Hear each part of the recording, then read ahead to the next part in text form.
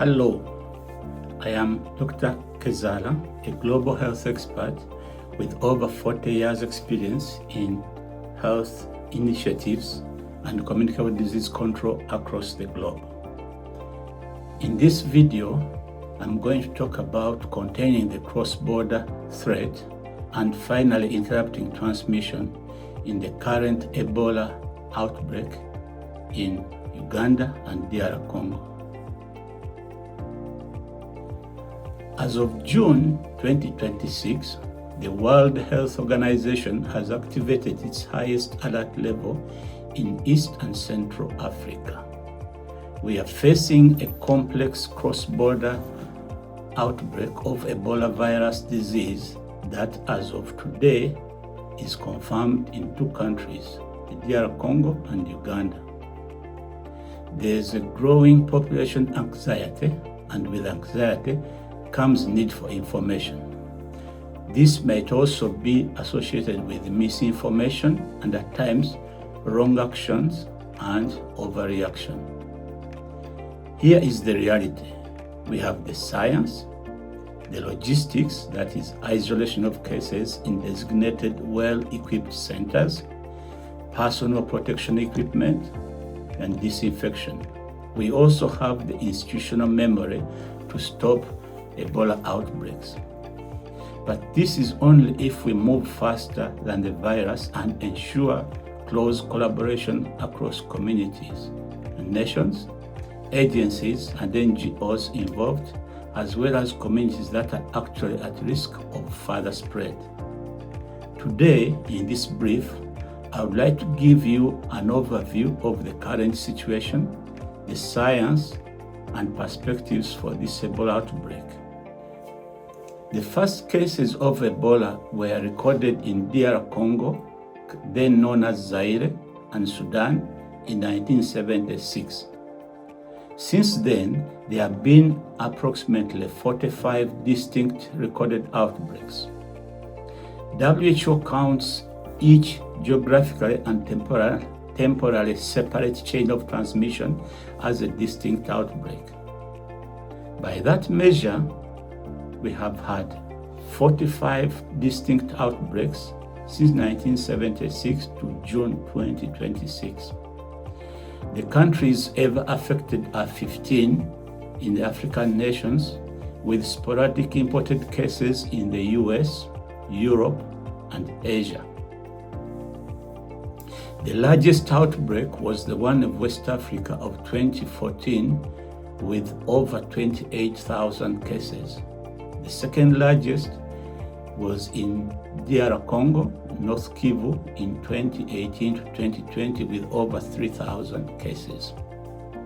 And the country most affected by outbreaks is DR Congo, or formerly when it was called Zaire, with 16 outbreaks since 2025. The deadliest strain is the Zaire Ebola strain, which can cause up to 90% case fatality if not treated.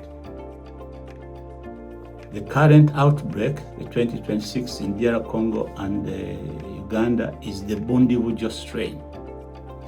There are some important things which one can note here. There have been several Reston Ebola detections in the Philippines, in the US and Italy, which involved asymptomatic human infections. These represent distinct viral emergence events. Then there have been laboratory accidents, like in England in 1976, in Russia in 1996 and 2004, and in South Africa in 1996. These are also counted as distinct outbreaks. There have also been what we call flare-ups, which some of the outbreaks, like in DR Congo, were genetically linked to survivors of previous outbreaks. But these are counted separately because they represent new transmission chains.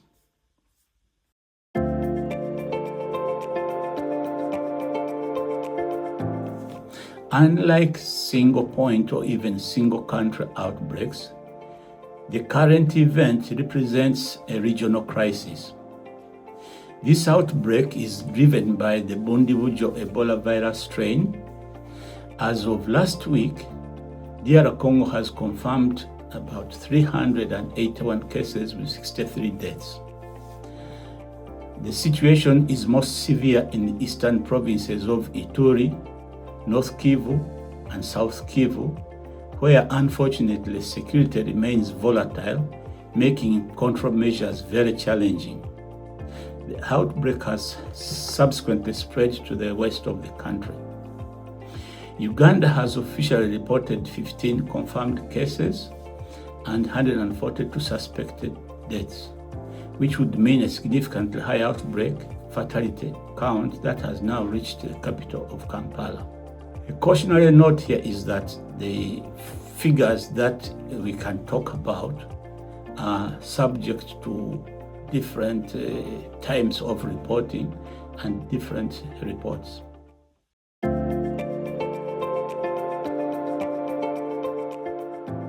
Let's look at some metrics that matter. The infection curve. In just 2 weeks, between May 19th and May 30th, the DR Congo's caseload increased 8-fold. This is very, very important. And the other is the urban threat. Uganda recorded its first case in Kampala. This can be a real game changer reminiscent of the 2014 outbreak in West Africa. Urban density combined with public transport networks have the potential to create extremely high transmission while making contact tracing that much harder.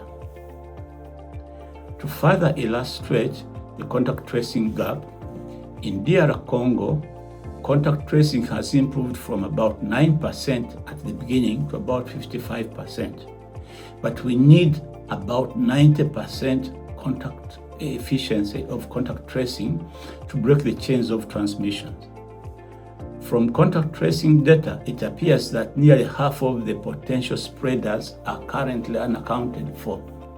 In fact, there is anecdotal evidence that the current outbreak in DR Congo may have begun as early as February 2026. The other element here which we need to talk about is healthcare worker risk. This is personal for me and the solidarity with health workers. Uganda has reported 19 infections among medical staff with 4 deaths.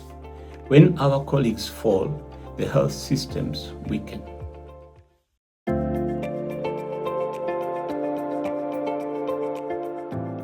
Here is the critical scientific distinction. The West Africa outbreak of 2014 was the Zaire strain, which up to now is seen has been the most deadly.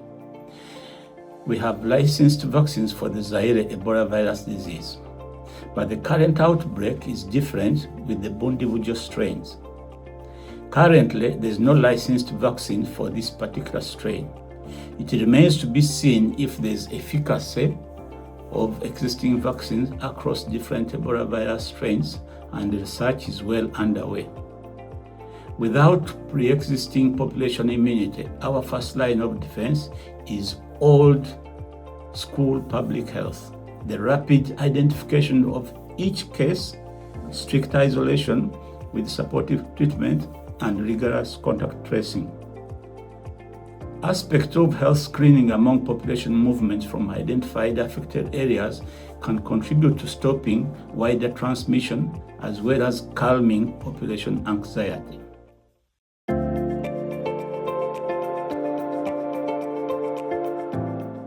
We cannot ignore the obstacles. In DR Congo, armed groups and community mistrust have disrupted isolation centers. Furthermore, there are dangerous rumors that Ebola is a hoax or that it is airborne. Here there is a fact. Ebola is not airborne. It spreads through direct contact with bodily fluids, necessitating the effective isolation of cases for its control. However, border closures like those we have seen between Kenya and Uganda are causing up to 15-kilometer traffic queues. This can potentially disrupt supply of food and other life-saving items. We need to keep the supply chains open, in the fight against Ebola.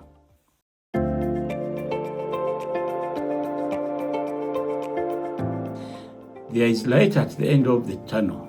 As of the 5th of June, there's been, for example, if you look at resourcing and response, the governments of Uganda and DR Congo have mobilized enormous resources locally and nationally to interrupt transmission. Local health workers, our true heroes, are working under very challenging circumstances to curb the outbreaks. They desperately need our support. The other positive note is recoveries. In Uganda, 4 patients have been discharged from the isolation centers, and in DR Congo, 6 patients are known to have recovered from Ebola infection. The international partners and technical experts are weighing in. Over $15 million has been mobilized by the international community and deployed emergency air bridges to deliver 100 tons of badly needed supplies. The next 42 days will define the trajectory of this crisis. To declare an Ebola outbreak over requires at least 42 consecutive days with 0 new cases after the last patient tests negative. That clock restarts every time a new case pops up, like it did this week in Kampala, Uganda. What you need to do: 1. Report symptoms: fever, vomiting, unexplained bleeding. Do not self-medicate, seek professional help. 2. Stop misinformation. Share only verified information and data from the Ministries of Health or the World Health Organization. 3. Trust the officially designated responders. We are here to save lives, but we need your cooperation.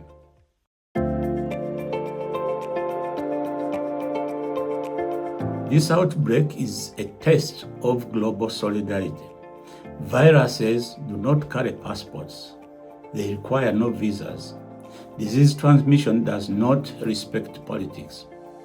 This crisis further serves to remind all of the role and importance of the World Health Organization, WHO, in the global health coordination. With transparency and concerted case-finding efforts, we can and will contain this outbreak. Stay alert, stay safe, stay informed, and trust the science. If you are interested in any particular topic on which you would like for me to produce a video, please put your comments in the comment section.